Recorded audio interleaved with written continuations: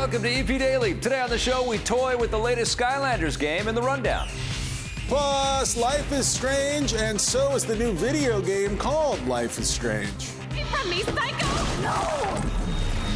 And then we've got a safe for work review of the controversial new game, Hatred. This is the time of vengeance, and no life is worth saving.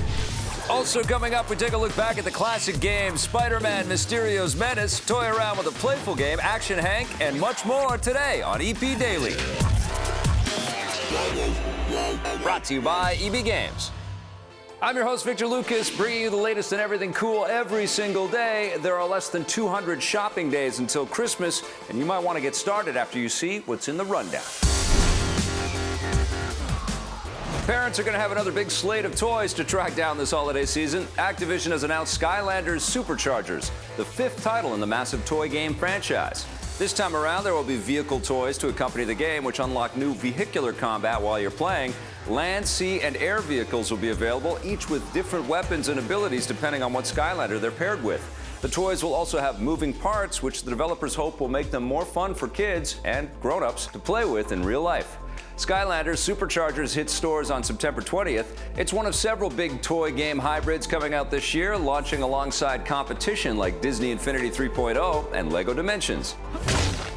It looks like Tron 3 has been de-rezzed. Disney has reportedly canceled plans to make a third Tron movie. The rumored project has been struggling to get off the ground since the second film, Tron Legacy, hit theaters in 2010, but fans were given a ray of hope when unconfirmed reports surfaced that the project was moving forward earlier this year. According to The Hollywood Reporter, the third film was never actually greenlit by the studio, and now they've decided to pull the plug. Disney hasn't had the best of luck with big science fiction projects. Tron Legacy didn't do as well as expected at the box office, and their 2012 movie, John Carter, was a massive failure. Their recent science fiction adventure, Tomorrowland, didn't live up to expectations either, so it looks like Disney will just have to rely on Marvel and Star Wars going forward. Boo-hoo. So we've got some good news and some bad news in the rundown. Here to help me talk about that is Marissa Roberto. Is it bad news that Tron 3 has been, you're not a big fan of Tron, are you? I don't think that it's bad news. I just didn't, the last Tron movie that I saw, it was just so boring. I was so bored. I was bored to tears. That's like right in my heart. I'm sorry. You didn't have a good time? It was so boring, Victor Lucas. Like, I was expecting to be totally enthralled. Did you like the into first it. one? Well, of course. You like the 1980s Tron one? Yeah, but this was not what it was supposed to be. Well, I thought it was pretty cool. Okay. I think that it's a little dumb, but I still thought it was a beautiful movie, and there was lots of visual gorgeousness to watch. I'm not just talking about Olivia Wilde. I just don't think a movie can be cool and also kind of dumb.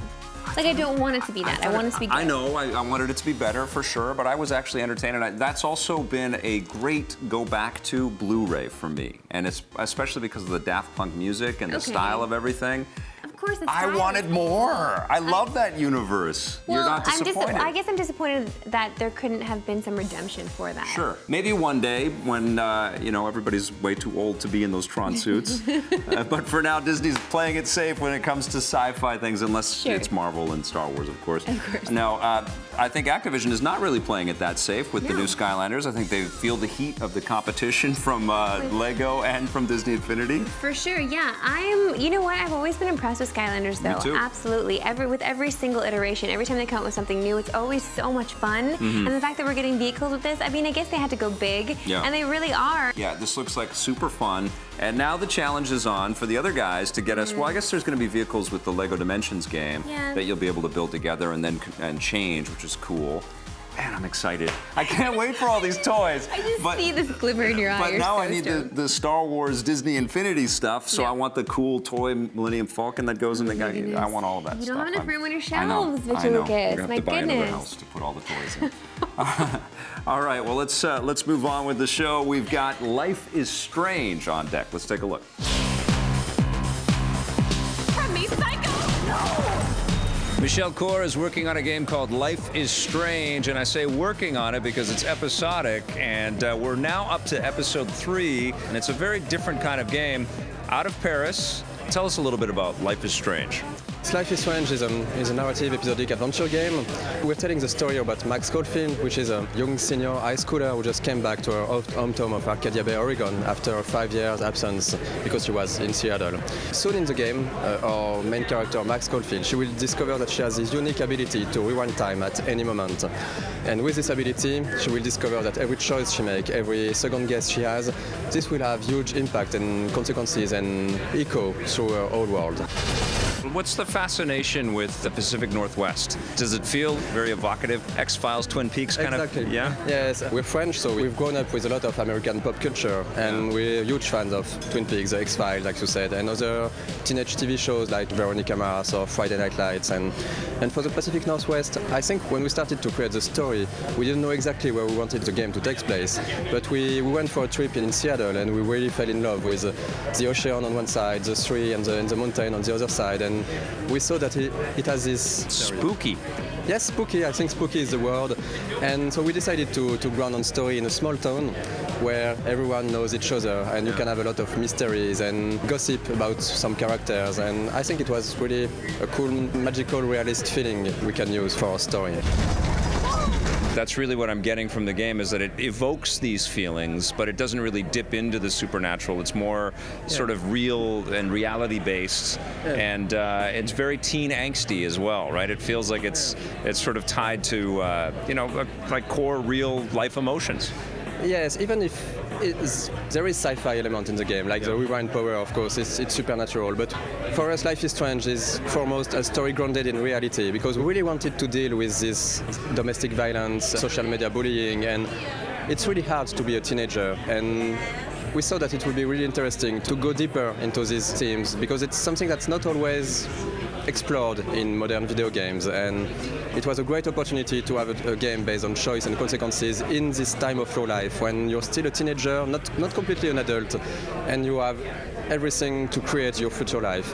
And I think that if we had the ability to change our past, it should be on these years when we could really say, what if I did other studies? What if I had other friends? What if I make other choices? In the teenage age, I think that's the best to have a game about choice and consequences. I'm gonna kill you!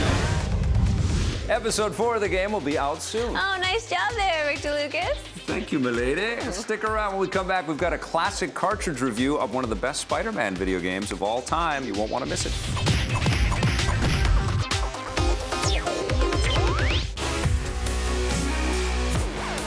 Welcome back to EFE Daily. Last year, Vic told us to dust off our old equipment. And I thought equipment meant our classic collection of Victorian furniture. Derps! Okay, no, it was clearly our vintage gaming machines. Yeah, and we had to find a way to get all of these old gaming machines to work again. Yeah, which is probably not even legal because some of these things are old, almost as old as you, John. Oh, I'm so happy that you're back, Marissa. Here is our very first classic cart review.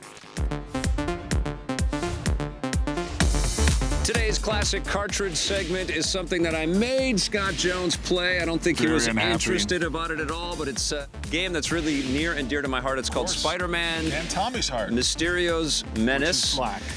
What did you think of Spider-Man Mysterio's Menace? This is a Game Boy Advance cartridge. First of all, Victor Lucas, I've got a little something I want to share with you. Hold on a second. Uh-oh. It's really it's in there sideways. What do you got? Is it in your pants? Wait, that feels That's kinda good two right Tommy Tellerico references.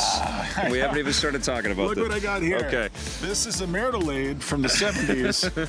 No, this is actually a machine that makes games. I know now everyone plays, they'll listen to that. Ooh, it's lovely. It was really hard to play this game on this machine. Totally.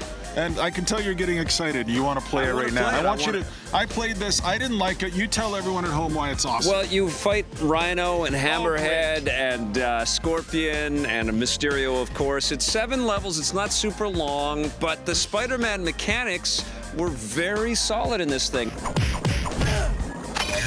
You're powering up your suit, getting different abilities and different collectibles along the way. It's standard platforming stuff, but with You're giving it back to me. No, I want you to show everybody the cartridge. Yeah, it's this small, this itty bitty, but it What you has do is that much fun. You that put much it in the game back time. of that. See that hole in there? Yes. You just put the tip in first. That's the way games used to come. No, you know, I'm playing this game, and yes, you get to explore a city. It's hard for me to pretend I have amnesia that Spider-Man 2 doesn't exist, because that was really the game. That was a huge turning point for me. You know, I love the PlayStation original Spider-Man. That was fun, They too. did a great job. Yeah. And this is Vicarious Visions again, who made a lot of terrific superhero games, just terrific games over the Yes, years. they have, yeah. But this This was game, one of their first ones, though, that showed the power and potential of this team. you go back to this thing Yeah. and you start playing it again. And you know, we live in 2015 now, and you play this thing for 15 minutes, you have your trip down memory lane, and then you're done. And that's kind of how I felt, because I like Spider-Man, even though that's Tommy's guy. I saw what I needed to see here. Well, it's certainly not groundbreaking Spider-Man mechanics, but even in its rudimentary, and we're talking about a game here that's 13 years old, we're missing old school side swinging and side scrolling experiences like this with this character, and this is one of the best ones, and I definitely think it's worth tracking down to play. I think it's a confusing moment for Spider-Man fans, for video game fans, to try to figure out where Spider-Man goes from here. I love this game. I still think it holds You up. got to be careful with that cartridge. Where'd you put it? It's in my get any water special in secret it. pocket here. Don't get any I water. won't get it wet, no problem. What are you going to give Spider-Man Mysterio's Menace? I didn't love this, Vic. I'm sorry to break your heart. 5 out of 10. Whoa! It gets an 8.5 That's from me. way too high. I still love this game. Just like Thespian Ted Danson, that game still got it. You know who else has still got it? It's not you, but it's Stephen Raju. They got a review of Action Hank. Are you sure it's Hank? Yeah, it says Hank on the card over there. I can't see that far away. Action Hank! The world's fastest superhero, now the fastest action figure! Wow! It can be hard getting old and fat and past your prime. Not that hard. Not speaking from personal experience. Yes, I am. Even if you're an action figure, it can be hard. Today we're looking at a game called Action Hank. Now, this is a story of an action figure named Hank. He used to be a big deal back in the days.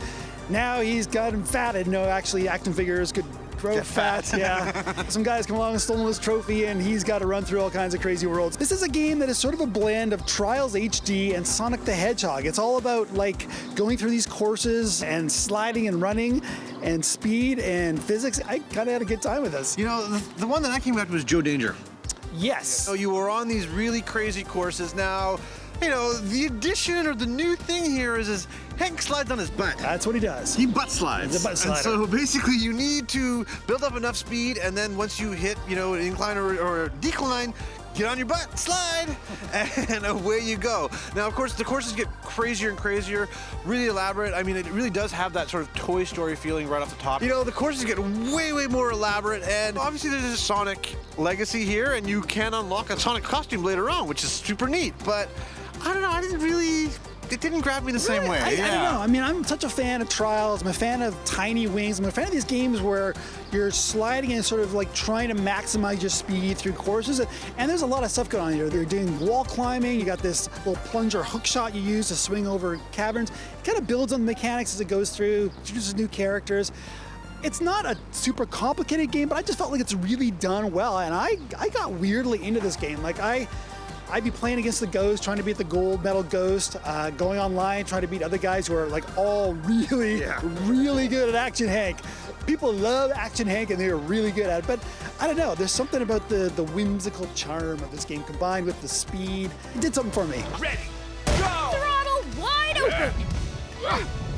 I think the jumping gets crazy. I think that you have to be super well timed on everything, and you know, the minute you fall, you can choose to restart the whole level Floor or is just lava. go Floor is lava. So I don't know, for a game that's got a fairly simple set of mechanics to it, I just was strangely drawn into it. And I think it kind of fit the same thing that Trials did, in that the courses would get more and more elaborate. You have to get more and more skills going to get through them. You're always racing against either a ghost, and you can choose the ghost, like a bronze, silver, or gold level ghost, or a rainbow ghost if you're really good, or racing against an AI opponent or an online opponent. something about the competitive nature of it maybe just made me want to learn how to maximize my speed over every course and just the right amount of slide, the right amount of jump, and it did something for me, man. I think one of my problems with this game is that I don't know why I'm not playing it on mobile. I would love to see a console version of this. I mean, again, I play with an Xbox controller, as I often do, but this game just seems really well suited to, like, you know, an Xbox or PlayStation. I thought it looked nice. I do think that there's some smart physics in here. I do think the level design ups the difficulty in the fairway, and then particularly later on, the jumps just have to be timed so perfectly. It's a very small Dutch indie studio, so it's not like a big AAA title. And I think for what it is and what it does, it's super charming. It's well-rounded. It's got a level editor. It's got the online component. I get really frustrated with games like Trials because they get so hard. I felt with Action Hank I could actually progress through, and I never got completely shut down by it. And I appreciated that. Never got its hooks into me. So I'm curious, what are you going to give Action Hank? He slid his way into my heart with an 8 out of 10. 6.5 out of 10 for me. Oh. So Hank, it seems, is the right way to say it. Yeah, don't go anywhere because after the break, the controversial game Hatred gets reviewed. So that's Stephen Raju again? Yeah, looks like it. They must have crossed Vic somehow.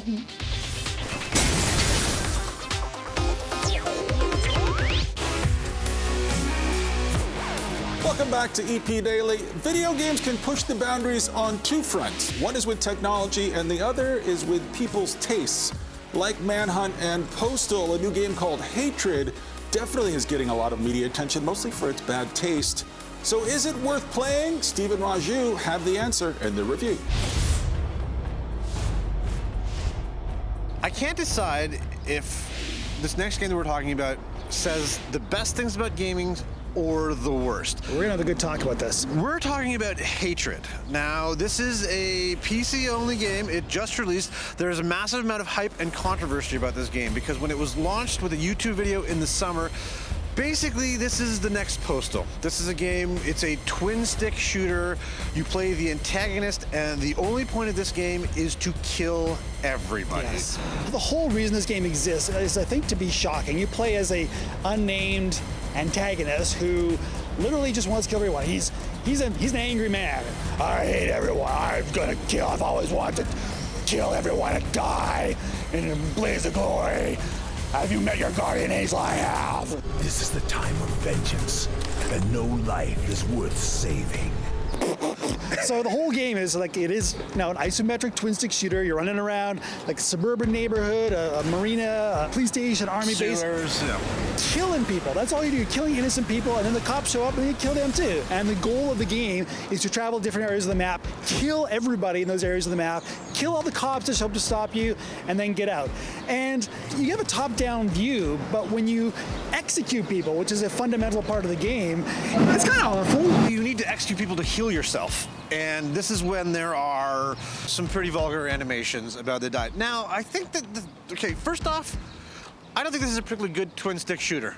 We've played better. I've played a ton better. I think the controls are a little off. I think it's hard to see stuff in this game. It's black and white, explosions light up, and you can hit, I think, the right stick to show you where ammo dumps are and also where your next victims are. So all of a sudden they turn red. It's sort of a low-res detective vision, I guess, and maybe the best way to describe it. But when it came out, there was all this talk about how it's a murder-kill simulator. Yes. It's all this, and honestly, I think the marketing plan has worked. Right? The marketing plan has worked. They're called Destructive Creations. This is exactly what they wanted. The game has sold very well out of the gate. Currently, it seems a bit review-proof because of curiosity and what you think you're going to get out of this game. And yes, it does give voice to, honestly, the worst stereotypical gamer. Exactly. The angry loner in the basement who hates everybody, who now has to go kill everybody. And we're trying to move past that. You know, and we've succeeded in recent years to finally overcoming that stereotype. Everybody plays games. And now, this kind of crap comes along and sets it back. And again, if it was even more horrific, I could almost get behind that. I could almost get behind the fact that they're really trying to destroy games and how bad games can be. But it's just violent and bad. okay to play. It just kind of, Like, there's nothing it excels at. Yes. There's absolutely nothing that it excels at. There's nothing that Not it can even what it wants to excel at. really, exactly, not even what it was. If it was something so totally nihilistic that it actually said and made me feel something, but as I'm playing this game, I just feel more revulsion at what it says about the medium and the people who play it. That felt kind of blank. I was like, I wasn't interested in it. I didn't care about it. I wasn't shocked after the first minute or two. It was just grinding through it to see what happened next. You said Hatred might be review proof. Let's put that to the test. What are you going to give it? 5 out of 10. Yeah, it's a barely competent game, 4.5. Well said, boys. Now both of you report immediately to your psychiatrist. And up next is the Twitter question of the day after the break.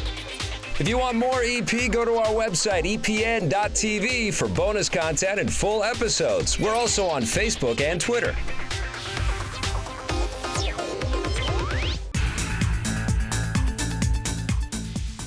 Welcome back to the Electric Playground. It is time for our Twitter question of the day. This one is from Shane York at Super EMT2. EMT1 must have been taken.